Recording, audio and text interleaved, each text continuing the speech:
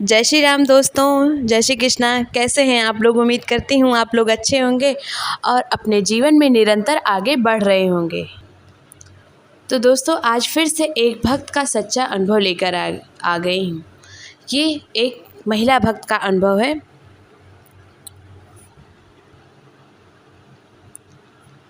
श्रुति का। श्रुति एक बहुत ही होनहार लड़की थी जो कॉलेज स्टूडेंट थी। वो पढ़ाई में बहुत मेहनत करती, क्योंकि उसे पता था कि अगर उसके घर की स्थिति बदल सकती है तो वो पढ़ाई करके और नौकरी करके ही बदल सकती है। उसकी मम्मी भी उसको सपोर्ट करती थी, लेकिन उनके घर की आर्थिक स्थिति अच्छी नहीं थी। तो श्रुति ट्यूशन पढ़ा के अपनी कॉलेज की पढ़ाई जैसे तैसे कर रही थी और कुछ उसके पापा भी पैसे दे देते थे, लेकिन इतनी अच्छी उनकी कमाई नहीं थी। श्रुति का एग्ज़ाम पास आने वाला था। वो सोच रहे थे इस बार एग्ज़ाम में बहुत मेहनत करनी है, बहुत अच्छे मार्क्स लाने हैं ताकि कोई अच्छा प्लेसमेंट मिले जहां अच्छी जॉब मुझे लग जाए। उसका एग्ज़ाम पास आया और एग्ज़ाम के 2 दिन पहले उसके पीरियड्स आ गए। अब पीरियड्स में श्रुति की एक दिक्कत थी कि उसको पेन बहुत ज़्यादा होता था। जिस दिन आए उस दिन तो होता ही था, उसके दूसरे दिन भी बहुत होता था और उसकी पढ़ाई पूरी तरीके से डिस्टर्ब हो गई थी। वो कुछ भी पढ़ नहीं पा रही थी, रिवाइज़ नहीं कर पा रही थी।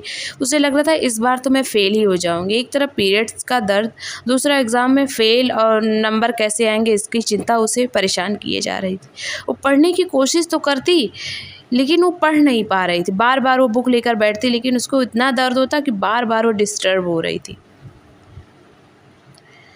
फिर उसने उसके दिमाग में कैसे आया कि हनुमान चालीसा उसने चला कर रख दी और पढ़ने बैठ गई।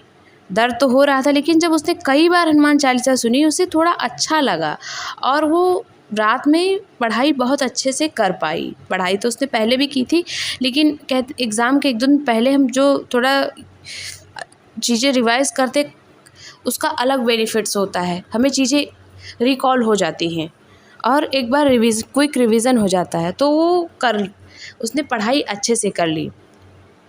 और दूसरे दिन एग्ज़ाम देने भी जब वो गई तो हनुमान चालीसा पढ़ते हुए ही हो गई और एक बार एग्ज़ाम हॉल में भी उसने हनुमान जी को याद किया और चालीसा का पाठ किया मन ही मन और एग्ज़ाम देकर चली आई। उसे लग रहा था इस बार नंबर बहुत कम आएंगे, बहुत इतने दर्द, पढ़ाई नहीं हो पाई मेरी। उसकी मम्मा तो ये कह रही थी कि बेटा एग्ज़ाम रहने दो, अगली बार दे देना, जब इतनी तबीयत ख़राब है तुम कैसे जाओगी, वो भी पीरियड्स का। लेकिन वो कहीं नहीं, साल में एक ही बार एग्ज़ाम होता, मेरा 1 साल वेस्ट हो जाएगा। एग्ज़ाम देकर वो आई और सो गई। सपने में उसे हनुमान जी के मंदिर का दर्शन हुआ। उसने कहा प्रभु अब संभाल लेना। 1 महीने बाद उसका रिज़ल्ट आया और रिज़ल्ट ओपन करते ही वो हनुमान चालीसा का पाठ कर रही थी। उससे डर लग रहा था कि पता नहीं क्या होगा, लेकिन उसका रिज़ल्ट एकदम उसे सरप्राइज़ कर गया। उसने उम्मीद नहीं की थी इतने अच्छे नंबर उसके आए। क्लास में उसके सबसे हाईएस्ट मार्क्स थे और वो क्लास की टॉपर थी उस सब्जेक्ट की, जो पर्टिकुलर सब्जेक्ट का उसका एग्ज़ाम था, उस सब्जेक्ट की वो टॉपर निकली। उसे विश्वास नहीं हो रहा था। वो हनुमान जी के अपने घर के मंदिर में हनुमान जी के सामने जाकर रोने लगी कि प्रभु मैंने तो आपकी इतनी भक्ति भी नहीं की, बस आपने मेरी पुकार सुन ली। वो बहुत रोई और फिर हनुमान जी का हाथ उसने कभी नहीं छोड़ा, चाहे एग्ज़ाम हो चाहे वो हो। डेली सुबह उठकर हनुमान चालीसा का पाठ करती। उसके नंबर अच्छे आए थे तो उसे क्लास में सम्मानित भी किया गया। सब पूछते थे कि तुमने कैसे तैयारी की थी, कैसे तुमने इतने टफ सब्जेक्ट यानी फ़िज़िक्स उसका सब्जेक्ट था, कैसे इसमें तुमने अच्छे नंबर ले आए, क्योंकि फ़िज़िक्स जल्दी किसी को समझ नहीं आती है और उसमें काफ़ी टफ सब्जेक्ट माना जाता है और वो उसी सब्जेक्ट की टॉपर बन चुकी थी।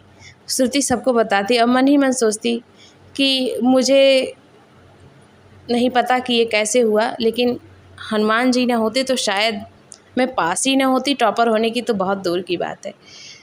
तो देखा दोस्तों, श्रुति का साथ हनुमान जी ने कैसे निभाया। अगर आप भी अपने ज़िंदगी में कोई कठिन समय देख रहे हैं और प्रयास कर रहे हैं, सफलता नहीं मिल रही है और लग रहा है अब कुछ नहीं होगा, एकदम नाउम्मीद हो गए, तो एक बार हनुमान जी को दिल से पुकारिए, वो कोई ना कोई रास्ता आपके लिए ज़रूर बना देंगे।